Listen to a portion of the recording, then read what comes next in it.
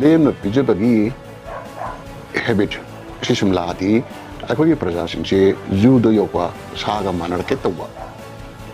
ꯃꯇꯥꯡ ꯑꯃ ꯂꯥꯛꯑꯦ ꯈꯕꯔ ꯄꯥꯕꯁꯤꯁꯨ ꯀꯃꯥꯏꯅ ꯇꯧꯒꯦꯗ ꯒꯣꯔꯃꯦꯟꯒꯤ ꯅꯣꯇꯤꯁ ꯕꯣꯔꯗ ꯑꯃ ꯊꯣꯛꯄꯒ ꯆꯞ ꯃꯥꯟꯅꯁꯜꯂꯦ ꯑꯩꯈꯣꯏ DIPRꯗꯒꯤ ꯊꯣꯛꯂꯛꯄ ꯄ꯭ꯔꯦꯁ ꯍꯦꯟꯑꯥꯎꯠ ꯄ꯭ꯔꯦꯁ ꯔꯤꯂꯤꯖ ꯃꯌꯥꯝ ꯑꯗꯨꯗꯒꯤ ꯗꯤꯐꯦꯟꯁꯀꯤ ꯃꯣꯏ ꯊꯣꯛꯂꯛꯄ ꯈꯔ ꯈꯛ ꯁꯨꯝ ꯆꯤꯟꯐꯥ ꯑꯣꯏꯅ ꯍꯥꯞꯄꯅꯤꯅ ꯈꯕꯔ ꯑꯃꯒ ꯏꯃꯥꯟ ꯃꯥꯟꯅꯁꯜꯂꯦ ꯐꯝꯖꯥ ꯆꯥꯕ ꯂꯦꯝꯖꯥ ꯆꯥꯕ ꯍꯥꯏꯁꯤꯗ ꯑꯩꯈꯣꯏ ꯏꯅꯥꯈꯝꯕ ꯌꯥꯝ ꯂꯦꯝꯕ ꯑꯣꯏꯅ ꯈꯟꯅꯩꯑꯕ ꯑꯃꯔꯣꯝꯗꯗꯤ ꯃꯣꯏꯁꯤ ꯑꯩ ꯄꯥꯝꯗꯦ ꯌꯥꯝꯅ ꯀꯇꯟꯅ ꯂꯧꯋꯦꯕ ꯃꯁꯤꯒꯤ ꯁ꯭ꯄꯤꯔꯤꯠꯁꯤꯒꯤ ꯃꯈꯥꯗ ꯑꯩ ꯍꯧꯖꯤꯛ ꯄꯩꯁꯥ ꯄꯥꯏꯕ ꯅꯠꯇꯦ ꯂꯥꯏꯔꯦ ꯑꯗꯨꯁꯨ ꯆꯔꯥ ꯍꯦꯟꯕꯗꯤ ꯅꯠꯇꯦ ꯑꯗꯨ ꯑꯣꯏꯔꯒꯁꯨ ꯅꯣꯡꯃꯒꯤ ꯑꯩ ꯎ ꯈꯔꯗꯤ ꯑꯗꯨꯝ ꯁꯨꯏꯕ ꯀꯝꯄꯜꯁꯔꯤ ꯑꯩꯅ ꯁꯨꯔꯤꯁꯦ ꯉꯁꯤ ꯂꯨꯄꯥ 200 ꯚꯦꯂꯨ ꯑꯣꯏꯔꯅꯤꯀꯣ ꯑꯗꯨꯗ ꯑꯩ ꯆꯥꯛ ꯆꯔꯥ ꯑꯃ ꯆꯥꯕ ꯌꯥꯔꯦꯅ ꯈꯜꯂꯒ ꯃꯁꯤꯒꯤ ꯄꯣꯂꯤꯁꯤꯗ ꯏꯁꯥꯅ ꯑꯦꯗꯣꯞ ꯇꯧꯋꯦ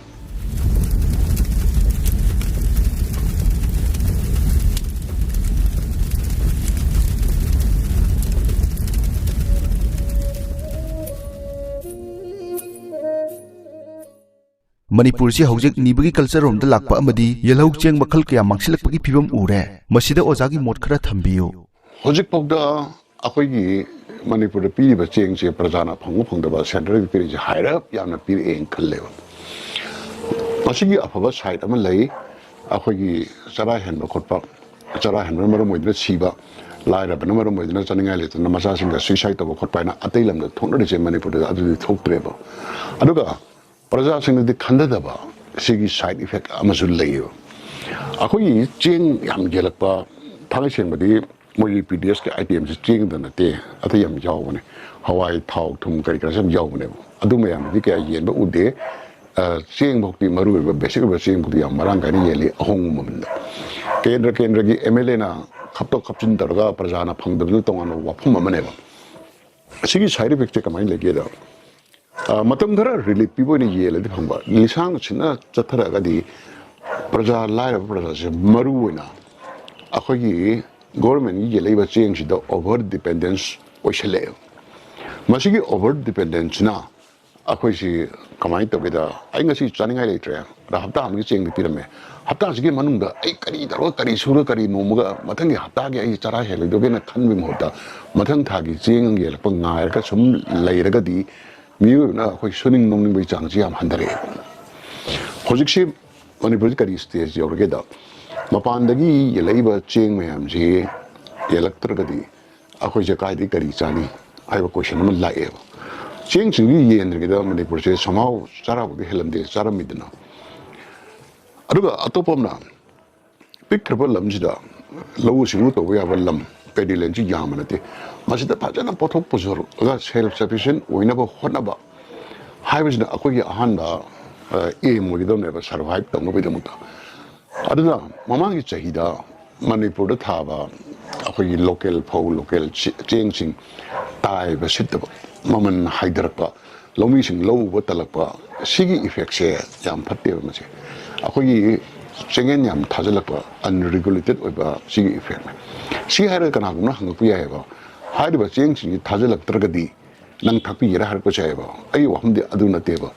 ꯑꯩꯈꯣꯏꯒꯤ ꯁꯣꯁꯥꯏꯇꯤꯗ ꯂꯩꯔꯤꯕ ꯏꯝꯄꯦꯛꯁꯤꯅꯦꯕ ꯌꯥꯝꯅ ꯁꯨꯝ ꯂꯦꯝꯅ ꯄꯤꯖꯕꯒꯤ ꯍꯦꯕꯤꯠ ꯁꯤ ꯁꯨꯝ ꯂꯥꯛꯑꯗꯤ ꯑꯩꯈꯣꯏꯒꯤ ꯄ꯭ꯔꯖꯥꯁꯤꯡꯁꯦ ꯖꯨꯗ ꯌꯧꯕ ꯁꯥꯒ ꯃꯥꯟꯅꯔꯛꯀꯦ ꯇꯧꯕ ꯃꯇꯥꯡ ꯑꯃ ꯂꯥꯛꯑꯦ ꯑꯩꯈꯣꯏ ꯃꯇꯤꯡ ꯄꯨꯊꯣꯛꯄ ꯋꯥꯠꯂꯛꯄꯒꯤ ꯀꯔꯤꯒꯨꯝꯕ ꯂꯥꯛꯑꯦ ꯊꯥꯏꯅꯒꯤ ꯑꯍꯟꯁꯤꯡꯅ ꯍꯥꯏꯔꯝꯕ ꯑꯩ ꯃꯤꯒꯤ ꯃꯔꯟꯁꯨ ꯍꯨꯔꯥꯟꯗꯦ ꯑꯗꯨꯒ ꯀꯅꯥꯝꯇꯗꯒꯤꯁꯨ ꯑꯩ ꯅꯤꯔꯨꯗꯦ ꯏꯁꯥꯅ ꯁꯨꯔꯒ ꯆꯥꯖꯩ ꯍꯥꯏꯕ ꯁ꯭ꯄꯤꯔꯤꯠꯁꯦ ꯀꯔꯤꯒꯨꯝꯕ ꯃꯥꯡꯈꯤꯕ ꯇꯥꯔꯗꯤ ꯑꯩꯈꯣꯏꯁꯦ ꯄꯗ꯭ꯔꯥꯛ ꯇꯥꯅꯦꯕ ꯑꯃꯨꯛ ꯍꯟꯅ ꯃꯁꯤ ꯍꯧꯗꯣꯛꯄꯗ ꯑꯗꯨꯒ ꯃꯃꯥꯡꯗꯁꯨ ꯁꯤꯒꯨꯝꯕ ꯊꯧꯗꯣꯛ ꯑꯃ ꯊꯣꯛꯈꯤ ꯆꯍꯤ 50ꯃꯨꯛꯀꯤ ꯃꯃꯥꯡꯗ ꯀꯅꯥꯒꯨꯝꯕ ꯑꯃ ꯁꯟꯗꯣꯔꯛꯇꯅ ꯍꯋꯥꯏ ꯀꯁꯥꯔꯤ ꯆꯥꯔꯗꯤ ꯄꯦꯔꯥꯂꯥꯏꯁꯤꯁ ꯇꯧꯋꯦꯅ ꯍꯥꯏꯖꯤꯜꯂꯛꯄꯗꯒꯤ ꯃꯅꯤꯄꯨꯔꯒꯤ ꯂꯧꯐꯝ ꯈꯨꯗꯤꯡꯗ ꯇꯔꯄꯣꯟꯒꯤ ꯀꯠꯅꯕ ꯀꯥꯡꯒꯤ ꯈꯦꯔꯆꯤ ꯍꯧꯅꯕ ꯍꯥꯏꯅ ꯍꯋꯥꯏ ꯀꯁꯥꯔꯤꯁꯦ ꯃꯔꯥꯡ ꯀꯥꯏꯅ ꯊꯥꯔꯝꯃꯦꯕ ꯃꯄꯥꯟꯗꯒꯤ ꯍꯋꯥꯏꯁꯦ ꯆꯥꯅꯔꯝꯗꯦꯕ ꯍꯋꯥꯏ ꯀꯁꯥꯔꯤꯁꯦ ꯏꯟꯗꯤꯌꯥꯗꯁꯨ ꯊꯥꯅꯩ ꯃꯈꯣꯏꯁꯦ ꯂꯥꯏꯔꯕꯒꯤ ꯗꯥꯜ ꯍꯥꯏꯔꯒ ꯈꯪꯅꯩꯌꯦꯕ ꯂꯥꯏꯔꯕꯒꯤ ꯗꯥꯜ ꯑꯣꯏꯔꯒ ꯃꯁꯤꯅ ꯃꯔꯝ ꯑꯣꯏꯗꯅ ꯗꯨꯀꯥꯟꯗꯒꯤ ꯂꯩꯕ ꯗꯔꯀꯥꯔ ꯂꯩꯇꯕꯅꯤꯅ ꯑꯩꯈꯣꯏ ꯄꯩꯁꯥꯗ ꯌꯥꯝ ꯀꯥ ꯍꯦꯟꯅ ꯗꯤꯄꯦꯟ ꯇꯧꯗ꯭ꯔꯁꯨ ꯏꯃꯨꯡ ꯈꯨꯗꯤꯡ ꯂꯥꯏꯅ ꯍꯤꯡꯉꯝꯃꯦꯕ ꯑꯗꯩꯗꯤ ꯀꯃꯥꯏꯅ ꯇꯧꯔꯦ ꯍꯋꯥꯏ ꯀꯁꯥꯔꯤ ꯊꯥꯕ ꯊꯤꯡꯕꯁꯤ ꯌꯥꯝ ꯀꯟꯅ ꯊꯤꯡꯈ꯭ꯔꯖꯥꯠꯅꯦ ꯐꯥꯔꯒ ꯖꯦꯜꯗꯕꯨ ꯊꯝꯃꯦ ꯍꯋꯥꯏ ꯀꯁꯥꯔꯤ ꯊꯥꯔꯝꯕꯁꯦ ꯑꯗꯨꯃꯥꯏꯅ ꯇꯧꯅ ꯍꯋꯥꯏ ꯀꯁꯥꯔꯤꯁꯦ ꯃꯄꯨꯡ ꯐꯥꯅ ꯃꯨꯠꯊꯠꯈ꯭ꯔ ꯃꯇꯨꯡꯗ ꯆꯍꯤ 50ꯒꯤ ꯃꯇꯨꯡꯗ ꯁꯥꯏꯟꯇꯤꯁ ꯑꯃꯅ ꯑꯃꯨꯛ ꯍꯥꯏꯔꯛꯑꯦꯕ ꯍꯋꯥꯏ ꯀꯁꯥꯔꯤ ꯆꯥꯕꯗ ꯍꯛꯆꯥꯡ ꯀꯔꯤꯝꯇ ꯁꯣꯛꯇꯦꯅ ꯑꯗꯨꯕꯨ ꯃꯅꯤꯄꯨꯔꯗ ꯍꯋꯥꯏ ꯀꯁꯥꯔꯤ ꯊꯥꯕ ꯂꯦꯞꯈ꯭ꯔꯦ ꯑꯗꯨꯒꯤ ꯀꯜꯆꯔꯗꯨ ꯇꯣꯛꯈ꯭ꯔꯦ ꯑꯦꯒ꯭ꯔꯤꯀꯜꯆꯔꯁꯤꯁꯨ ꯀꯜꯆꯔ ꯑꯃ ꯗꯔꯀꯥꯔ ꯂꯩꯌꯦꯕ ꯑꯗꯨ ꯇꯣꯛꯈ꯭ꯔꯒ ꯍꯧꯖꯤꯛ ꯃꯔꯨꯐꯥꯎ ꯊꯤ ꯐꯪꯗ꯭ꯔꯦ ꯀꯥꯡꯒꯤ ꯈꯦꯆꯤ ꯍꯧꯕꯗ ꯈꯔ ꯂꯩꯌꯦꯅ ꯆꯠꯄꯗ ꯊꯑꯣꯏꯅ ꯊꯤꯕ ꯑꯃ ꯆꯪꯉꯦꯕ ꯃꯗꯨꯒꯤ ꯁꯤꯆꯨꯋꯦꯁꯟꯗꯣ ꯅꯤꯡꯁꯤꯡꯉꯒ ꯍꯧꯖꯤꯛ ꯆꯦꯡ ꯃꯌꯥꯝ ꯁꯨꯄꯔꯐꯥꯏꯟ ꯃꯌꯥꯝ ꯌꯦꯟꯁꯤꯜꯂꯛꯄꯁꯤꯅ ꯃꯔꯝ ꯑꯣꯏꯔꯒ ꯑꯩꯈꯣꯏꯒꯤ ꯀꯔꯤ ꯍꯥꯏꯇꯥꯔꯦ ꯂꯣꯀꯦꯜ ꯚꯦꯔꯥꯏꯇꯤ ꯃꯌꯥꯝ ꯃꯣꯏꯔꯥꯡ ꯐꯧ ꯑꯈꯟ ꯐꯧ ꯑꯗꯒꯤ ꯐꯣꯔꯦꯟ ꯃꯨꯕꯤ ꯀꯥꯏꯅ ꯍꯥꯏꯕꯁꯤꯡꯁꯤ ꯁꯨꯝ ꯃꯥꯡꯈꯤꯕꯁꯦ ꯃꯁꯤꯁꯨ ꯑꯩꯈꯣꯏꯒꯤ ꯒꯣꯔꯃꯦꯟ ꯑꯃꯗꯤ ꯄ꯭ꯔꯖꯥꯁꯤꯡ ꯑꯁꯤꯗ ꯃꯤꯠꯌꯦꯡ ꯑꯃ ꯊꯝꯒꯗꯕꯅꯦꯕ ꯍꯧꯖꯤꯛ ꯗꯔꯝ ꯐꯧ ꯊꯣꯏꯕꯤ ꯐꯧ ꯀꯥꯏꯅ ꯑꯅꯧꯕ ꯍꯥꯏꯕ꯭ꯔꯤꯠ ꯉꯥꯛꯇ ꯊꯣꯛꯂꯛꯏꯗꯅ ꯑꯩꯈꯣꯏꯒꯤ ꯑꯣꯔꯤꯖꯤꯅꯦꯜ ꯁꯤꯠꯁꯤꯡꯁꯦ ꯃꯥꯡꯈꯤꯕꯒꯨꯝ ꯇꯧꯋꯦꯕ ꯆꯥꯛꯍꯥꯎ ꯊꯥꯕꯒꯤ ꯆꯥꯡ ꯍꯟꯊꯔꯛꯑꯦ ꯆꯥꯛꯍꯥꯎ ꯑꯃꯨꯕ ꯆꯥꯛꯍꯥꯎ ꯑꯉꯧꯕ ꯑꯗꯨꯒ ꯆꯥꯛꯍꯥꯎ ꯊꯥꯕꯅꯆꯤꯡꯕ ꯃꯅꯤꯄꯨꯔꯒꯤ ꯍꯥꯎꯔꯕ ꯃꯃꯜ ꯇꯥꯡꯉꯕ ꯆꯦꯡꯁꯤꯡꯁꯦ ꯑꯩꯈꯣꯏꯅ ꯀꯜꯆꯔ ꯇꯧꯔꯒ ꯍꯦꯟꯅ ꯄꯣꯠꯊꯣꯛ ꯄꯨꯊꯣꯛꯑꯒ ꯑꯦꯛꯁꯄꯣꯔꯠ ꯇꯧꯕꯤꯔꯒ ꯑꯗꯨꯒꯤ ꯄꯩꯁꯥꯗꯨꯅ ꯁꯨꯄꯔꯐꯥꯏꯟ ꯋꯥꯜꯒ ꯆꯥꯔꯁꯨ ꯀꯥꯏꯗꯦꯕ ꯆꯦꯡꯌꯦꯟ ꯃꯌꯥꯝꯁꯦ ꯂꯩꯔꯒ ꯆꯥꯔꯁꯨ ꯀꯥꯏꯗꯦꯕ ꯑꯗꯨꯕꯨ ꯑꯩꯈꯣꯏꯒꯤ ꯑꯇꯥꯡꯕ ꯁ꯭ꯄꯦꯁꯤꯁ ꯈꯔ ꯃꯥꯡꯈꯤꯕꯁꯦ ꯃꯁꯤꯗꯤ ꯌꯥꯝꯅ ꯑꯩꯈꯣꯏꯒꯤ ꯂꯥꯏꯕꯛ ꯊꯤꯕꯅꯦꯕ ꯍꯧꯖꯤꯛꯁꯦ ꯕꯖꯥꯔꯗ ꯌꯦꯡꯕꯤꯌꯨ ꯃꯩꯇꯩ ꯂꯧꯃꯤꯁꯤꯡꯁꯤꯅ ꯑꯩꯈꯣꯏꯒꯤ ꯐꯧ ꯊꯥꯕ ꯂꯣꯏꯔꯀꯥꯟꯗ ꯃꯅꯥ ꯃꯁꯤꯡ ꯊꯥꯔꯒ ꯃꯅꯥ ꯃꯁꯤꯡꯁꯦ ꯃꯄꯥꯟꯗꯒꯤ ꯏꯝꯄꯣꯔꯠ ꯇꯧꯔꯝꯗꯦꯕ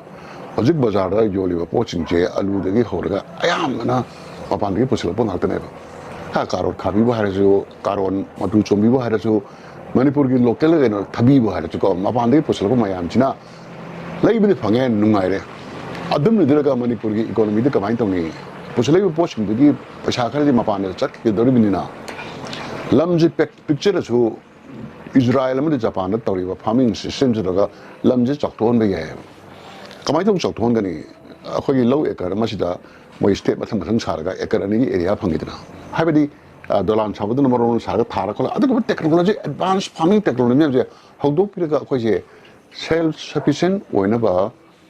ꯚꯤꯖꯤꯇꯦꯕꯜ ꯑꯃꯗꯤ ꯆꯦꯡ ꯑꯃꯗꯤ ꯑꯇꯩ ꯀ꯭ꯔꯣꯞꯁꯤꯡꯁꯦ ꯃꯁꯤꯗ ꯍꯣꯠꯅꯕ ꯀꯥꯟꯗ ꯂꯝꯗꯝꯁꯦ ꯌꯥꯝꯅꯁꯨ ꯐꯖꯒꯅꯤ ꯇꯨꯔꯤꯁ ꯁ꯭ꯄꯣꯠꯅꯁꯨ ꯑꯣꯏꯅꯤ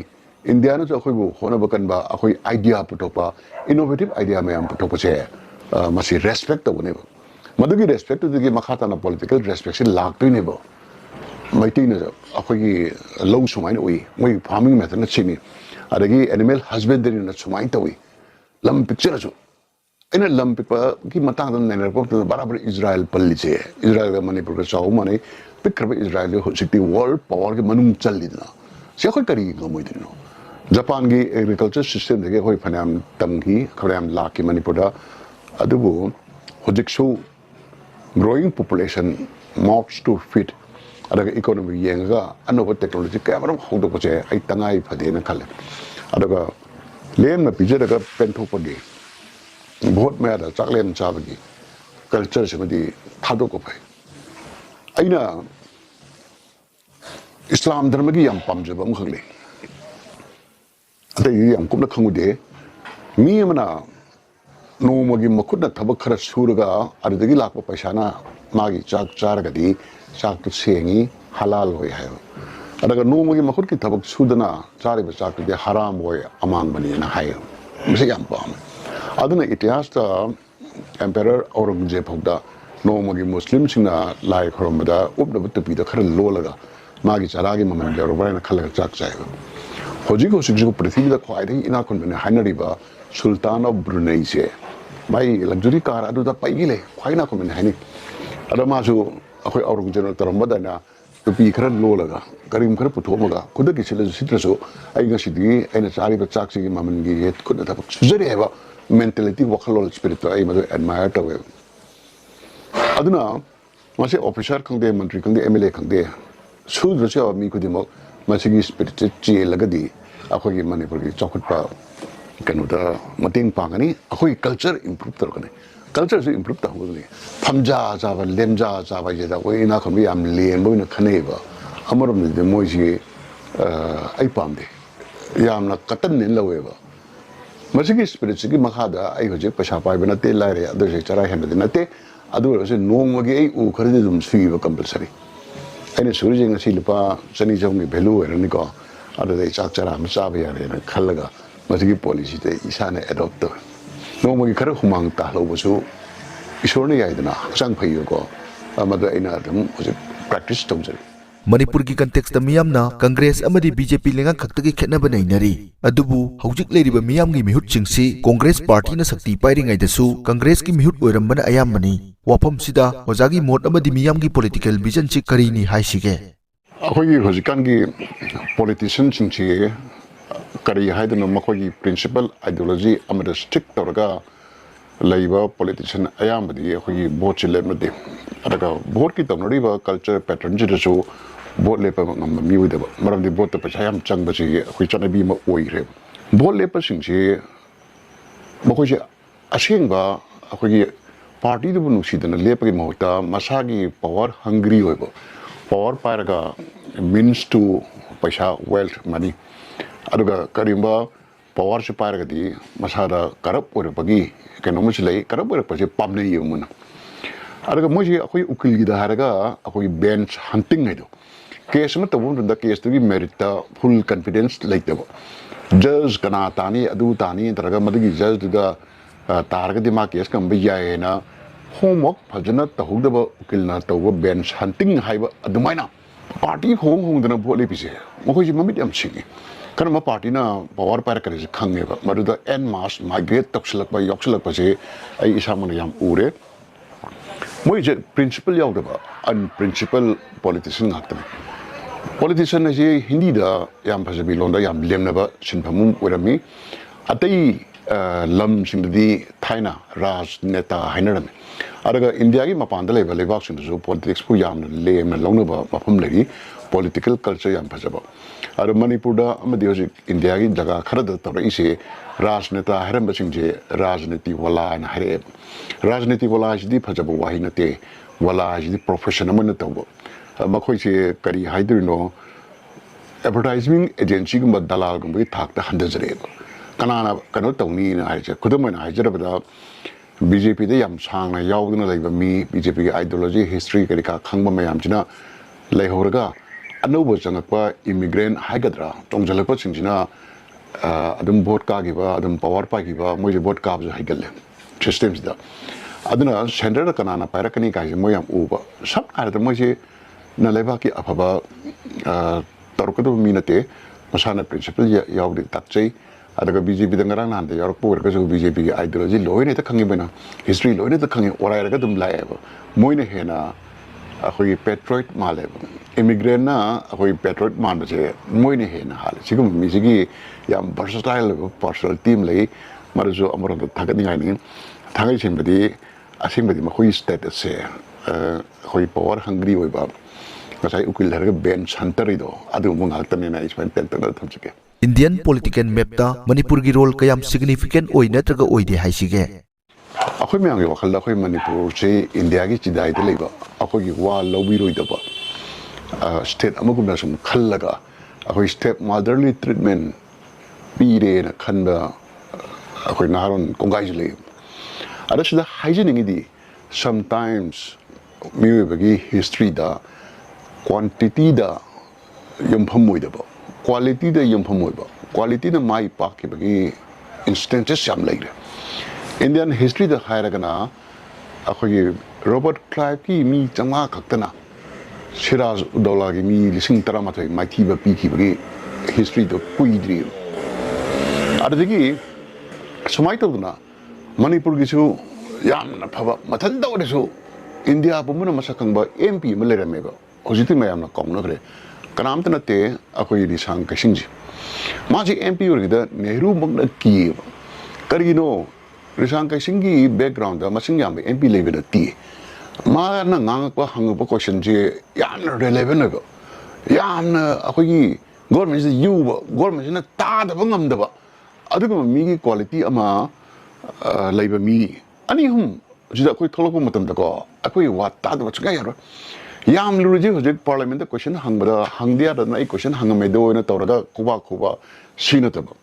state che phajana khangba state gi issue central government kari da mirai rino naraga national issue international issue phajana khangba MP ma chatpa matam da hairi ba MP do mai backing the layira political party no support tawra parliament da ta da yaro yoni ta da yaro ba hojik shei mam de kok thokre Ladakh gi MP ma karaga hindi yam phajana ngang ba MP do mana ngam kan whole parliament opposition ruling ko ba khuidna sigum MP se khoi darkar le ba aduna ina haijen ngi je quantity masing ji important hoy adage na maru bi quality sine akhoi Nagaland gi karakpa MP sing ji jo mating dum pa le ba Arunachal Pradesh gi karakpa MP thaina omok apang le rami minister oiba dum ngam ki adaga parliament ta akhoi mark am thamame ada hojik kari ba akhoi kiran rijiju ma ji am qualified mi ne ba ma bu apikpa state missing yam da gi la ena prime minister na government na ignore to bungam bro akhoi mi gi quality se sine na maru in khalli adaga world stage da su yeng biu Kraba Israel kujin mamai mukchaw ba population jo Manipur ki double muktani moina world politics world geopolitics ki agenda set to ngam me aduga Manipur je akoina akoi MP ahum sometimes mari masi mawal hunge haiba tardi akoi Manipur jo India da mayam respect to ba hiram khara na tra khara da respect to ba state ma oina ba khona ga tamne Ochina sports level bi sak khang bi de sigi mathang da akhoi cultural heritage ma sak khang bi de ada hojik si makhata na hojik chathari ba world economy se yaw bungam na ba India gi economy da contribute to bungam na ba akhoi si yamna khudong cha ba manufacturing hub ama se khoi ko henna ba khona ga tam ne akhoi manufacturing hub che kamai na wo hendri ba thaina akhoi geographically chingman gi lamni akhoi si da resources lejede mine khani khoine na chingba leite ada khoi kain ta taw ya de na khoi je leithok re ba transportation akhoi ya de yam costly wini ka na khara brain wash tar ga myo am na khoi chemi chemi da na khoi pham leithok sin leithok re akhoi men power se yam skillful ning thau pa ling dom british ki matam da khoi na pothom po che sing che moi na ngai ibn masigi talent season ga akhoi na manufacturing hub oidri se transportation factor oidaba pot mayam leba masigi poche akoi da chaba haudri kari no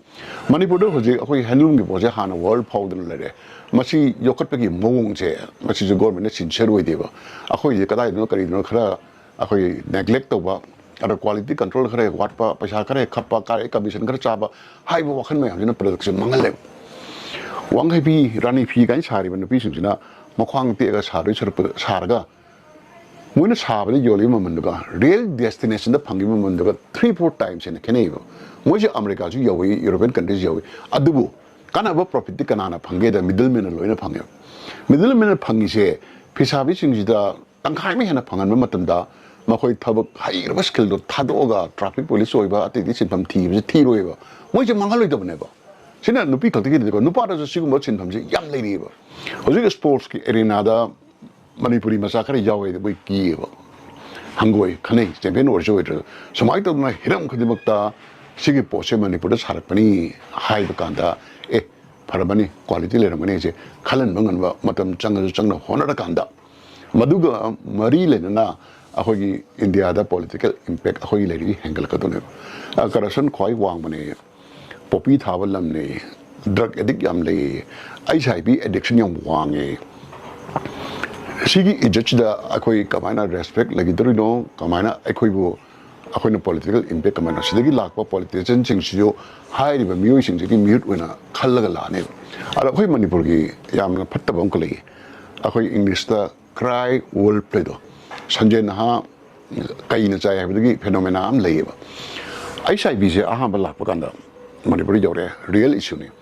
ado hen akoi gi kana to amplify to center the Peshayam Lowiana. Other the key, advertise Jajapang, Shen Lowiana Kaderne. I say, I say, be Pocomicam, like Caridi, not treatment Gamantarina, ground the lay with the henna, amplified towers in Marumina. Other you can against Caribina Lae. Manipur is hard to Satima Panda Chapakanda, I say, be Popocatala, winning the no, I say, be Pocte and a certificate on Pyro Hivira. Sekoi is it Campatri. Arimapon the lake, what's up? Anyone? Matamamada. No, I say, be certificate Hana Pyro, I got doctor and pioneer her. Sigi situation, Yo Brizicano, Aquina Sida, Sagi in have a cry, wolf type of phenomena door, Adugi side effect. What did you do? National paper, local nipper, which is drug Carbarta being out of Uri. popi tharga popi jina koi agriculture ke no na ureba machi paumi sing na report to on macha khaina ta godom ne ba chigum area da popi thara ko cheng na ta godom ne ada khoi di hengen na amplify to we habit che machi ma top po phai akhoi leba asigi manipur gi apun ba collective ijat ki khallaga akhoi paw reporting adaga political leadership na jo project to matin da chunna to bidaga akhoi ijat che masina mang tharga thambi gadam ngasi lamdam sida journalism gi maigai chi karom da chatli haina ojana lobi bage paumi oirak paise magi chaningai leiti na oirak pa amata yauge ba kariguma passion ama yaudana paumi oiba ngamoi ba passion adi poet amana poetry ning ba sei sapamna sei sakchaning ba adamai tona paumi oirba sing jo akoi thijan khochen ba tongning bagi adaga pau ining bagi माने इनिबा पाउदा खबर फमिरक मयान पाबिबा अदगी feedback मु ताजबा मछिना engine मोरगा चाद सतगी मोइजे होनरिने अदगी जमथक्ता journalism अमदि press से democracy मगी मरी सुबा यम्बिनी हायम मोइजे fourth state एने जो खंगै journalism जे फजना freedom पिरगल लेहंद्रगदी democracy सिगी असेंग मसक से डेमोक्रेटिक ओना चलिब्रा डिक्टेटरशिप एलिमेंट खरे यावरिब्रा हाबी चाबी तौरिब्रा जे प्रजाना कइम त खंगरो प्रजाना कइम त खंगरगदी लीडर कमाइन खंगने हैबा क्वेश्चन दसो खंगना दम खंगरने जर्नलिज्म जे याम कलनबा याम हिंगनमते मणिपुर द कमाइन तगगे द जर्नलिज्म जे माइ मागी मीडिया हाउस में हमजना पीरिबा तोलबसी याम पीएबा खंगे सरकार मखोगी पेंशन स्कीम कार्यक्रम में होगदे जुताई अदगा मतंग दा मणिपुर गवर्नमेंट जर्नलिस्ट से पुंजलगा मपान टूर गजु कया थाई टूर थाबी ब्रिज फाई अदा आइना हाइजनिंगदी मोगी मीडिया हाउस न मोइदे पीरिबा तोलबसिदा खितंग सप्लीमेंट तौनबा मिनिमम ओइना अखोगी पैसा खरा मतेंग पामगिरगा मखोइदे चिंता लेतना होजिदे मखोजी केदौरगेदा हाइदोपदा नुआइतबा वानी कनागुमना इनवाइट तरग यम संगाबगी पाव खरा हापियु हाइगुंबा रगी लोन पैसा खरा पिरपगुंबा अखोगी सुमाइ तौदना पैसाना सिनबा याबा मी ओइना उरपगी मौंग चथरेबा मसी याम पेनफुल होय एंगोंदा याम लेमना लेहनगदबा जर्नलिस्ट जे हजिकी नापल कारबा नौन इना खुंगलपा अंगम थौसिंगसिना मागी अदु इवेंट कवर तबियो अदा तबियो तरगा वीडियो न मचब फोटो न पाउदा हापा तौबसिना हजि खबर से नुंगाइरक्ट्रेब खबर पाबसिसु कमाइ तबेदा गवर्नमेंट की नोटिस बोर्ड अमा थोपगा चबना सले अखोइ डीआईपीआर दगी थोलकपा प्रेस हैंडआउट प्रेस रिलीज में अदगी से डिफेंस की मोइ थोलकपा खरा खक सुम चिंफावना हापनिना खबर अमगा इमान माना सले गवर्नमेंट ना हाइनी बो हाइजनु नारो ना हाइबा प्रेस हैंडआउट तौ लोन याब मतंगदा अदुगा इन्वेस्टिगेटिव जर्नलिस्टिंग से गवर्नमेंट स्कीम लौटे मसे कदाइ बो फंगी हाइना चलगा यंगजलगा थावनो पैसा लेथ्रबिन मोइ चत्रे अदुगा पैसा के अवाबा जन मरम मोइदना मणिपुर की चिंगात में आदा लंबी लमा छेनबा करी वालोरिन थिजन बसे खबर खरदा पौमी खरना इबिरपदि उई अदबो वाइड स्प्रेड ओइना तहनि अदुगा गवर्नमेंट पैसा मतेंग पांगे हाइदना सो हारिबा पौमी सिंगसिदा गवर्नमेंट की मरल तोनबोइना लौरैदबनेबा सि गवर्नमेंट की तोलनबोइना खललौइदबनेबा नंगिना हन लायेंग पैसा आइना पीगिबने अदना आई पाव फंगो आई सिदा कनो आइबो वाइजि तोरगदि अखोगी फोर्थ स्टेट अमा ओइबगी स्पिरिट तो खंग्रेबा अमेरिका की पौमी सिंगसि प्रेसिडेंट चटपा कांदा मोइ फ्लाइट टिकट इन कपि अदरसु मोइना फ्लाइट टिकट सिददेबा तरि नो माइ फ्लाइट टिकट चलुरदे माइ फोर्ड इथिबिया रोइदो अदुगु मखलगी स्पिरिट से मणिपुर की जर्नलिस्ट सिंगसिदा पौमी सिंग चेलंगदबनेबा मसा मसाना चेंजबगी मथक्तसु अखोई सरकार नसु आइना नंगी मतेंग पांगिबनी नंगी नचा थब हाकिबनी नंग आइगी लमन तोलबने से हाइरोइदबनी वनी नंग आइना तौरि मतेंग पनुचे अतै दनते नंग आई क्रिटिसाइज तौगिस तौ आई असोइबो सिदरो अदुबो नंगी सिनफमदुदा विदाउट बाइस तौबो ngamnaba ओइ जौइना हाइबगी मोंग पीगदनेबा होजिति मतेंग अमंतंग पीरगसु कंडीशन मा मचिन ngang दबा हेक्ट अटेस्ट तौएबो आइना नंग मतेंग पांगिबनिको नंग आई फजने इरोइजे मचे हाइबम तोक्ते मोइने इंग्लिशनो मतेंग पांगबिजा खोइ इथौ थाइनगी धर्म याम चेलिङै मतमदा इंडिया दा निथौसिंजिना मुनि ऋषि म्याम जे ꯑꯩꯈꯣꯏꯒꯤ ꯃꯣꯏꯒꯤ ꯋꯦꯜꯐꯤꯌꯔꯁꯦ ꯐꯖꯅ ꯌꯦꯡꯁꯤꯜꯂꯦ ꯀꯔꯤꯒꯤꯅꯣ ꯃꯨꯅꯤꯔꯤꯆꯤ ꯃꯌꯥꯝꯁꯤꯗꯤ ꯅꯤꯡꯊꯧꯒꯤ ꯗꯔꯕꯥꯔꯗ ꯐꯠ ꯆꯪꯉꯒ ꯍꯦ ꯅꯤꯡꯊꯧ ꯅꯪꯅ ꯇꯧꯔꯤꯁꯤ ꯂꯥꯜꯂꯦ ꯍꯥꯏꯕ ꯉꯝꯃꯦꯕ ꯑꯗꯨꯒꯨꯝꯕ ꯃꯨꯅꯤꯔꯤꯆꯤ ꯃꯌꯥꯝꯗꯨꯅ ꯃꯃꯥꯏ ꯆꯨꯝꯕ ꯂꯩꯕꯥꯛꯁꯤꯡꯁꯦ ꯔꯥꯝ ꯔꯥꯏꯖ ꯌꯥꯝ ꯅꯨꯡꯉꯥꯏ ꯄꯥꯜꯂꯝꯃꯤ ꯃꯈꯥ ꯇꯥꯔꯛꯄꯗꯗꯤ ꯁꯤ ꯃꯌꯥꯝꯁꯦ ꯀꯥꯏꯊꯈꯤꯕꯗꯒꯤ ꯃꯔꯤ ꯃꯥꯡꯈꯤꯕꯅꯦꯕ ꯍꯧꯖꯤꯛꯇꯤ ꯃꯅꯤꯄꯨꯔꯤ ꯏꯟꯇꯦꯂꯦꯛꯆꯨꯋꯦꯜ ꯑꯦꯀꯥꯗꯃꯤꯁꯤꯌꯟ ꯖꯔꯅꯦꯂꯤꯁꯁꯤꯡꯁꯦ ꯃꯇꯝꯗꯨꯒꯤ ꯃꯨꯅꯤꯔꯤꯆꯤ ꯑꯗꯨꯃꯥꯏꯅ ꯊꯝꯕꯤꯒꯗꯕꯅꯦ ꯃꯣꯏꯁꯦ ꯑꯗꯨꯛꯀꯤ ꯃꯇꯤꯛ ꯃꯄꯥꯡꯒꯜ ꯀꯟꯅ ꯐ꯭ꯔꯤ ꯑꯣꯏꯅ ꯂꯩꯔꯒ ꯂꯩꯕꯥꯛ ꯆꯥꯎꯈꯠꯈꯤꯅꯤ ꯋꯦꯜꯐꯤꯌꯔ ꯁ꯭ꯇꯦꯠꯀꯤ ꯊꯥꯛ ꯌꯧꯔꯦꯅ ꯀ꯭ꯂꯦꯝ ꯇꯧꯖꯕ ꯁ꯭ꯋꯤꯗꯦꯟꯒꯨꯝꯕꯗ ꯅꯨꯄꯥ ꯑꯃꯅ ꯀꯔꯤꯒꯨꯝꯕ ꯁꯩꯔꯦꯡ ꯑꯃꯇꯪ ꯏꯔꯨꯕꯗ ꯃꯄꯨꯟꯁꯤꯁꯨ ꯆꯥꯕ ꯋꯥꯍꯟꯗꯦ ꯅꯨꯡꯉꯥꯏꯕ ꯌꯨꯝ ꯑꯃ ꯄꯤ ꯀꯩꯅꯣꯗ ꯅꯪ ꯑꯗꯨꯒꯨꯝꯕ ꯃꯌꯥꯝ ꯄꯨꯊꯣꯔꯛꯑꯣꯅꯣ ꯑꯩꯈꯣꯏ ꯏꯟꯇꯦꯂꯦꯛꯆꯨꯋꯦꯜ ꯀꯩꯅꯣꯁꯦ ꯌꯥꯝ ꯄꯨꯊꯣꯔꯛꯑꯣꯅ ꯑꯥꯎꯠꯄꯨꯠꯁꯦ ꯁ꯭ꯇꯦꯠ ꯁꯔꯀꯥꯔ ꯅꯠꯇ꯭ꯔꯒ ꯀꯅꯥꯒꯨꯝꯕ ꯇ꯭ꯔꯁ ꯑꯃꯅ ꯖꯔꯅꯦꯂꯤꯁꯁꯤꯡ ꯐꯖꯅ ꯊꯕꯛ ꯇꯧꯕꯤꯅꯕ ꯐꯖꯅ ꯀ꯭ꯔꯤꯇꯤꯁꯥꯏꯖ ꯇꯧꯕꯤꯅꯕ ꯖꯔꯅꯦꯂꯤꯁꯅ ꯐꯖꯅ ꯀ꯭ꯔꯤꯇꯤꯁꯥꯏꯖ ꯇꯧꯗ꯭ꯔꯒꯗꯤ ꯃꯤ ꯑꯁꯤꯅ ꯑꯩꯈꯣꯏ ꯃꯤꯡꯖꯦꯜ ꯌꯦꯡꯗ꯭ꯔꯒꯗꯤ ꯃꯥꯕꯨ ꯃꯁꯝ ꯐꯥꯔꯤꯕ ꯐꯥꯗ꯭ꯔꯕ ꯈꯪꯗꯕ ꯑꯗꯨꯃꯥꯏꯅ ꯚꯥꯞꯅ ꯁꯥꯕ ꯄꯣꯄꯨꯂꯔꯤꯇꯤ ꯑꯃꯗ ꯁꯨꯝ ꯂꯩꯈ꯭ꯔꯒꯅꯦꯕ ꯃꯌꯥꯝꯅ ꯌꯥꯝꯃꯤꯁꯦ ꯃꯣꯏꯅ ꯀ꯭ꯔꯤꯇꯤꯁꯥꯏꯖ ꯇꯧꯔꯀꯥꯟꯗ ꯑꯩꯒꯤ ꯑꯁꯦꯡꯕ ꯀꯩꯅꯣꯁꯦ ꯈꯪꯒꯗꯧꯔꯤꯕꯅꯦꯕ ꯒꯥꯔꯤꯗ ꯊꯧꯕ ꯀꯥꯟꯗ ꯂꯝꯕꯤꯒꯤ ꯕꯥꯎꯟꯗꯔꯤ ꯌꯦꯡꯉ ꯊꯧꯔꯤ ꯉꯥꯛꯇꯅꯤ ꯃꯗꯨꯒꯤ ꯕꯥꯎꯟꯗꯔꯤꯗꯒꯤ ꯂꯥꯟꯊꯣꯛꯈꯤꯕ ꯑꯔꯥꯟꯕ ꯊꯕꯛ ꯇꯧꯕꯗ ꯍꯥꯏꯕꯤꯅꯕ ꯂꯩꯇꯕ ꯁꯔꯀꯥꯔ ꯑꯃꯗ ꯑꯣꯏꯅꯦꯕ ꯖꯔꯅꯦꯂꯤꯖꯝꯁꯦ ꯑꯗꯨꯛꯀꯤ ꯃꯇꯤꯛ ꯆꯥꯎꯈꯠꯂꯤꯒꯦ ꯑꯗꯨꯛꯀꯤ ꯃꯇꯤꯛ ꯀ꯭ꯋꯥꯂꯤꯇꯤ ꯋꯥꯡꯉꯤꯒꯦ ꯂꯩꯕꯥꯛꯁꯦ ꯆꯥꯎꯈꯠꯀꯅꯤ ꯁꯤꯒꯤ ꯂꯥꯏꯟꯗ ꯀꯟꯁꯔꯟ ꯁꯤꯇꯤꯖꯟꯁꯤꯡ ꯑꯃꯗꯤ ꯁꯔꯀꯥꯔ ꯅꯠꯇ꯭ꯔꯒ ꯀꯅꯥꯒꯨꯝꯕ ꯇ꯭ꯔꯁ ꯑꯃꯅ ꯑꯈꯟꯅꯅ ꯖꯔꯅꯦꯂꯤꯁꯀꯤ ꯃꯇꯦꯡ ꯄꯥꯡꯍꯟꯅꯤꯡꯉꯤ ꯁꯔꯀꯥꯔꯅ ꯈꯔ ꯄꯥꯡꯉꯦ ꯇꯥꯏ ꯑꯗꯨꯅ ꯀꯌꯥꯝ ꯀꯣꯟꯅꯔꯤꯕꯅꯣ ꯑꯩ ꯈꯪꯗꯦ ꯑꯗꯨꯒ ꯃꯣꯏ ꯑꯁꯤꯒꯨꯝꯕ ꯃꯤꯗ ꯃꯇꯦꯡ ꯄꯥꯡꯕ ꯀꯥꯟꯗ ꯃꯇꯦꯡ ꯄꯥꯡꯉꯤꯕ ꯑꯩꯅ ꯃꯣꯏꯅ ꯑꯩꯉꯣꯟꯗ ꯂꯃꯟ ꯇꯣꯜꯂꯦ ꯍꯥꯏꯕ ꯋꯥꯈꯟꯁꯦ ꯂꯩꯍꯜꯂꯣꯏꯗꯕꯅꯦꯕ ꯐ꯭ꯔꯤꯗ ꯉꯁꯤ ꯑꯩꯅ ꯂꯨꯄꯥ ꯈꯔ ꯉꯝꯖꯕ ꯈꯔ ꯃꯣꯏꯗ ꯀꯠꯂꯦꯅ ꯈꯜꯂꯁꯤ ꯑꯗꯨ ꯑꯣꯏꯔꯁꯨ ꯑꯩꯒꯤ ꯐꯅꯕ ꯏꯕꯤꯔꯛꯎ ꯀꯥꯏꯅ ꯍꯥꯏꯕ ꯋꯥꯈꯟꯁꯦ